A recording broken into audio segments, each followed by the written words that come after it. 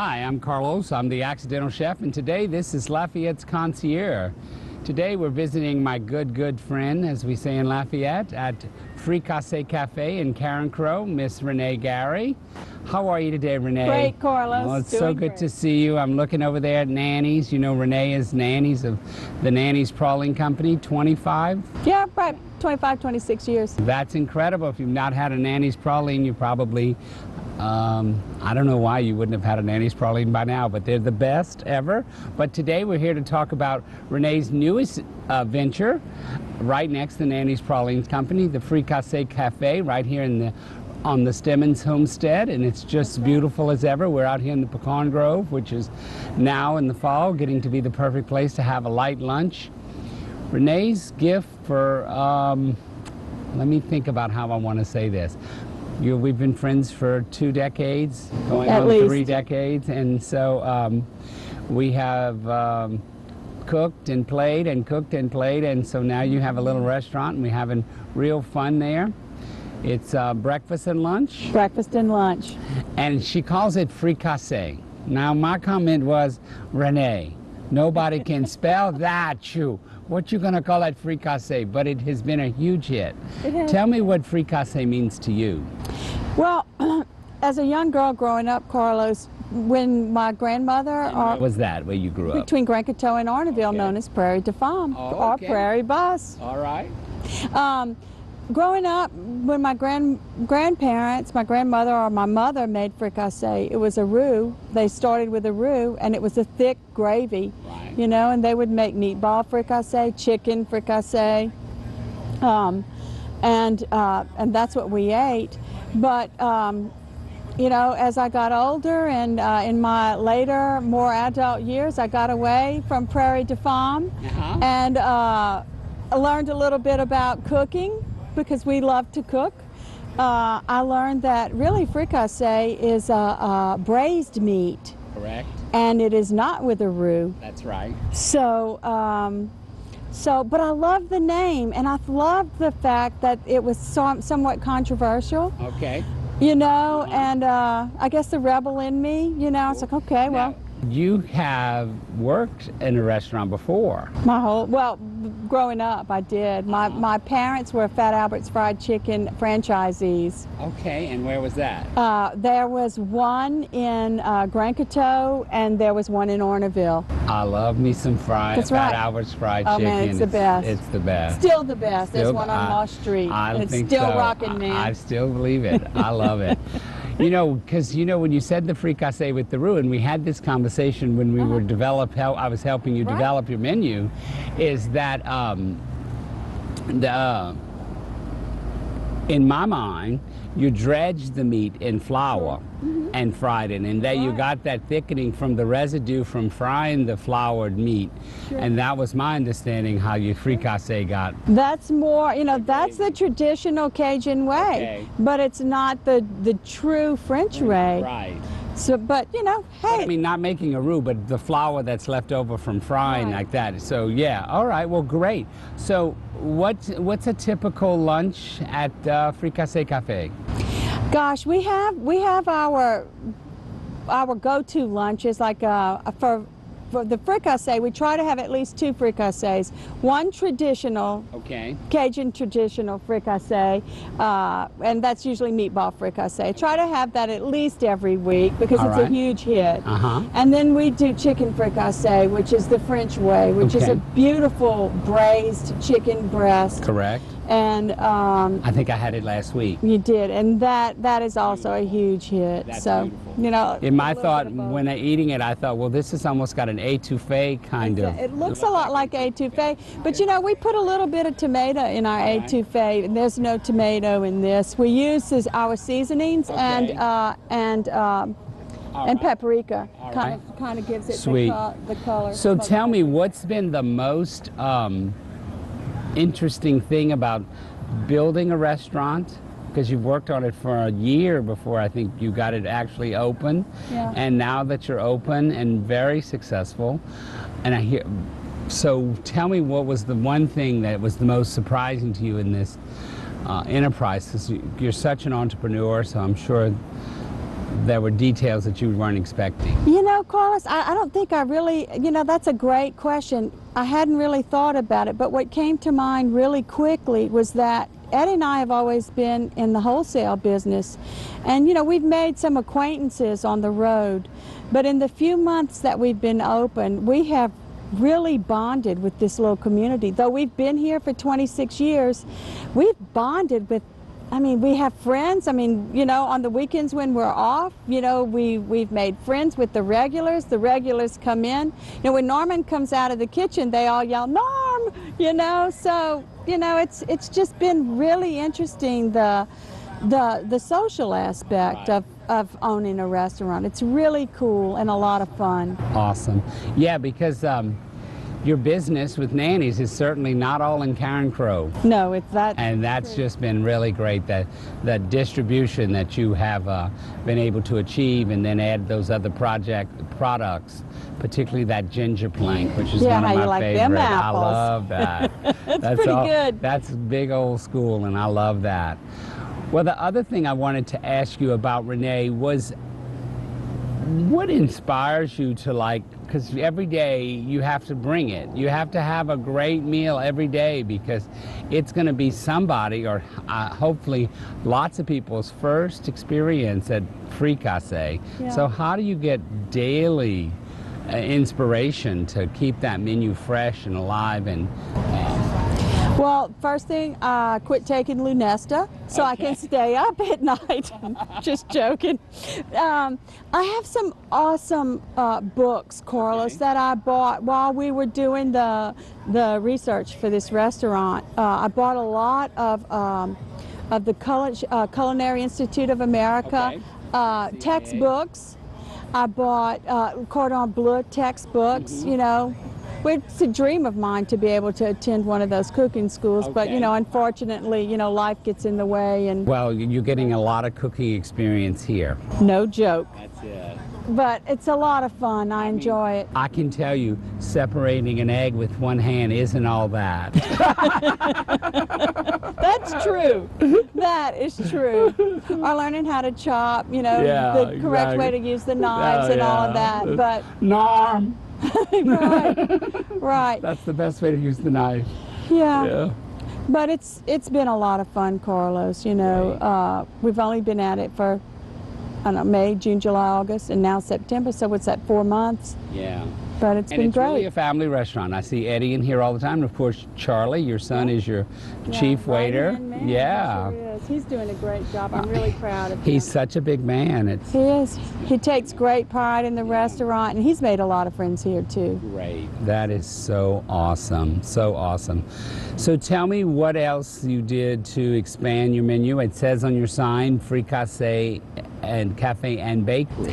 Ah, well, I originally thought that I would be able to do a lot of the baking myself. I do very little now, and I found this incredible cake guy. And he's known as Carlos, the Accidental Chef. There you go. And I have to say, I mean, Carlos, every day somebody comes in and says, this is the best carrot cake I've ever eaten. Everybody says, and I've known for, I don't know, 20-something years that you make incredible, incredible cakes. Your cooking is fantastic too, but your cakes are outstanding. Well, I'm having more fun with it, and we brought in a new one today for you to try. I'm excited about Russian Kalor, I think, chocolate Kalor, something. Right. A bunt. Right. Brought a bunt for your cake. That's right. But yeah, I think bunts are the new, the new in there's thing a whole too. Retail bakery in Lafayette. I heard about that. Called just awesome. bunts. So, that's right. Yeah, you know, it's the same thing with any kind of recipe development. I know I find myself reading cookbooks. You know, I recently had an estate sale, and I had 280 cookbooks that I was selling. Someone else, this friend of mine moved into assisted living, and she gave me her lifetime library. So I had cookbooks from the very dawn of time. In fact, I had one that was just for cooking in a chafing dish. Oh, wow. Is that Cooking in a throwback? chafing dish. That was real popular in the 60s. Wow. And yes, and so there was a lot of different things, and historically, and the blend. I know for me that food and the flavors, the synergy of the flavors. So does that? How do you decide your sides and what you're going to like? What you're going to put, what your starch is going to be as opposed to your vegetable, and what is the what do you look for there in? I try, Carlos. I try to go seasonal. You know, Okay. what's fresh and what's the most popular. You know, in season. We try to do to stick with the freshest vegetables. However, you know, that is probably the most challenging for me every day, to keep that fresh and to keep it new. Okay. Because I mean, you can only have, you know, squash and zucchini, and I mean, so many times a week, you know. I don't know if we don't have this, though we don't have the same customers every day. I think maybe we may get tired of seeing it every day. Right. But it is a challenge in the restaurant business to continue to have something that is fresh, that is new and different. Right. You know. Exactly. And it's got to be good. Well, you know, I noticed that you have herb gardens on the other side of the building and live chickens. Do you serve those chickens for? Well, no, none of the I mean, animals. eggs. None, You serve eggs. Yes, the Use eggs. We use do the egg. And good. We use the farm eggs. So we're for not sure. going to have goat in No, the fall. my goats One's are- my not going to goats fatten those babies up. Purely. My grandpa would say, "Man, why you got that if you're not going to eat it? That's costing you money, Renee." It is. But we love having the animals on the property. I've loved animals my whole life. My children love animals, and people come with their children and just go out and, you know, visit the animals, and it's kind of what our vision was in the beginning. Yeah. No, and it's kind of, so you think we could say you do a kind of a farm to market kind of thing? Do you do a lot of local produce? We do. I mean, we used everything. I even had corn growing in my little garden in the front this summer, and I got a day's production of it out of it. But yeah, we use what we grow for sure, and we definitely, you know, try. You know, to you could get Eddie with some of that farmers. nervous energy to plow the back 40. I know, right? And we you could know, put that under production. it's in the making. It's in the good, plans. good, 'cause That's coming. God knows he needs something to do. I know, bless his heart. So, no, actually, Carlos, we are talking about maybe this spring, you know, plowing up some of the land back There's there. no reason not to. We Got would love plenty to of do sunlight it. And it's Yeah. good earth, you know. Right. It's I didn't been get in my the family okra a this long year. time. Yeah, this is the Stemmons family homestead. So Ed's grandfather was a local blacksmith and a longtime police juror here in Carencro. This is their property, and we've been blessed. You know, Ed's parents have allowed us to. We actually lived on the property when the children were small. And, you know, it's been the site of Nanny's Candy Company for a long time. Our office was in the old house here. Right. And, you know, it's a great, beautiful piece of property that we have really, really been blessed to enjoy. Well, I've known you a long time, and I kind of know the story, but I'd like to know the first time you made a praline. The first time I made, oh gosh, I can tell you. Okay. I remember somebody, I think I was recovering from, I don't know, maybe childbirth, or I don't know. Somebody brought me a tin of pralines, and they were still warm. And it was the very best praline I had ever eaten in my whole life. And I asked her for the recipe, and she gave me the recipe. Well, she couldn't give me the recipe. She showed me how to make a very small batch. Okay. And I mean, I just took it from there, you know. That was that little recipe that I started with, you know. I began making them for everybody and giving them as gifts, as she did. And, you know, over the years, I think, you know, just giving them as gifts, and they were good and people liked them, and one day I think we decided that we could sell them, and you know, the rest is kind of history. Good deal. Good deal. Yeah. Awesome. Well, they are delicious, and thank you, I love the chewy. Yep. I love the chewy. Yep. That's those Texas people. Well, whatever. I don't mind eating them. I They're like good. them. I They're like great. them a lot. They're actually my favorite, but I mean, a the praline classic is a praline. Is the original pecan praline. That's exactly right. We just merged with a tour company, and they were asking me if we could get them to give to our tour guests that come in. We have tours from all over the world coming to South Louisiana. So that's great. It's been awesome to do that. Okay, tell me about breakfast. What time is breakfast at Fricassee? We start at 8 a.m. So you can sleep late. There you go. Come on in and get some beignets. Okay. Some breakfast jambalaya. Now tell us what that is. Breakfast jambalaya is a Cajun spin on fried rice. We use, of course, rice, but we use Richard's smoked sausage, pure pork sausage, and Richard's tasso. And kind of fry the rice, saute it, fry the rice, and stir fry. And fried rice, I mean, oh my God, it's good. And some little country eggs. My favorite thing was scrambled eggs and rice, so I'm sure it's delicious. It's good. And do you do any other sweets besides the beignets? Do you make cinnamon rolls or other pastries for the breakfast? No, we do the beignets, and that keeps us pretty busy, Carlos. I mean, it's just we don't have a lot of time in the morning because we transition so quickly into lunch. But yeah, the beignets, the jambalaya, we call it a breakfast 1, 2, 3. It's eggs any way you want. You can your choice of biscuit or croissant. And 3 and a meat, bacon, sausage, or ham. So, and it's a hit. Great. So I know the other thing I had the other day that was really good was the soup and sandwich. Yeah. Tell me about your sandwiches. Okay. Well, over the years, po' boys are just, I mean, are a staple. I mean, there was never a question whether or not we would have a po' boy. Right.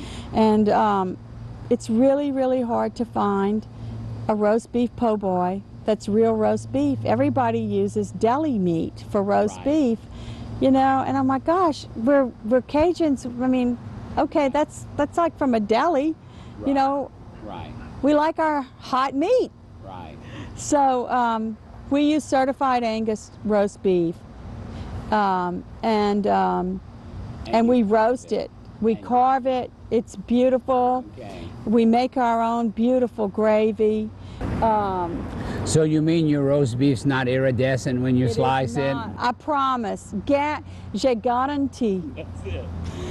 That's right. No, it's beautiful roast beef. And we use Champagne's Bakery in Brobridge. We use their French bread, which is delicious. Bread makes all the difference. It does. You get a little cup of au jus with it. And it's a beautiful sandwich. And we run the sandwich on special. Like you can get the roast beef po' boy with a cup of corn and crab bisque. And, you know, it's a half. You know, we're at half or whole. So it's a good little lunch. Well, tell me about your bisque, because I overheard a chef having lunch at your restaurant saying it was way better than his. And he was a head chef at a major restaurant. I won't say the name or can't save him from embarrassment. But he said it was the best he'd ever had. Tell us a little bit how you achieved that. Especially about the corn. I know, yeah. Well, everything is fresh. You know, we don't use anything that's frozen to start there, and we use Louisiana Blue Point crab meat. So that's. I mean, oh my God. You know, the corn comes in fresh once a week. We shuck it. You know, we get the milk from the kernel. You know, and all of our ingredients are fresh. You know, fresh cream. We use real butter, you know, so you mix crab meat, butter, cream. And that's... Can't miss. You can't miss. We're very proud of our corn and crab bisque. And it's everybody's recipe. Everybody, I think, has the same recipe, Carlos, around here, but it's just fresh. So that makes all the difference. And what is your source for your crab meat? Is that we actually sometimes we have to travel on down to the coast to get it. okay? But, I mean, we get it. You know, we've been very fortunate to get it. Yeah. And so, you know, like we whoever say in Vermilion Parish, that slept in the Gulf last night. That's right. Almost. Almost, sure. huh? That's Yeah. great. That's great. Well, if you could say anything to your customers, because you know this is going to go global. That's right. And viral any time now. crossed. Exactly. You want to tell anyone who has not had the good sense to have lunch at Fricassee why they should, and just extend that sort of, because I think that's for me is I feel like I'm in your home. I've come over for lunch and you're going to make for me, and it's not unusual to see you bring the food to the table and interface with your customers, and I think that's a nice touch. And so what would you like to say to all those people, potential customers? Well, first I'd like to say thank you for the compliment, and I really appreciate it. Some of our regulars, you know, have said the same thing that you said, that they feel at home, and I think that that's the greatest compliment, you know, that especially a new restaurant can get. There's no pretense here. I mean, you know, we have framed cattle feed sacks on the walls, you know, but there's no pretense. But we do give very good service, I'd like to say. Okay. And that we strive very hard every day to bring a very fresh, different, and delicious meal, you know. And perhaps the most important thing I'd like to say is, you know, if there was any misconception about what Fricassee was in other people's minds, was that maybe we were a plate lunch place. Right. And we're not. You know, we try very hard to be a little different. You know, not so different that we scare people away, Right. but just to be a little different, and to have you come in and enjoy, you know, what we have to offer. Something a little different. Great, great. Well, we're at Fricassee Cafe today in Carencro. We're loving it. We're on this beautiful patio area where we eat, and you can be outside. The first time I ate here, I ate out on the patio. I really love it. It's not hot, you know. By now you should be over the heat. And so, but at Fricassee, you will always have a wonderful meal, and it will always be fresh. I can say it's the best food that I've tasted in town. Someone walked up to me while I was waiting to interview Renee today and said, well, this really must be good if the chef's eating here. Well, you can be sure that the chef is eating here, and the food is really good, and it's really fresh. It's whatever you want it to be. Chef, you need it to be plate lunch, it's the blue plate special. If that's what you need, we can make it a plate lunch, or we can make it any kind of thing you want, and we can even make it to go. That's right. We just love it. Renee, I thank you so much for letting us come here, Danny and I, to interview you and to let Acadiana know that there's a new wonderful place to eat. The food is delicious, and it's always fresh, and I appreciate that, because I don't like institutionally packed food, and I have, for the last 15 years of my customer knows that my food is always fresh, and it makes all the difference, and it's made by hand when you order it, and I think that's all the more special. That's right. Again, thank you. I'm Carlos. I'm the Accidental Chef. You've been watching the Lafayette Concierge, and we're at Fricassee Cafe in Carencro today. Thanks, Renee, again.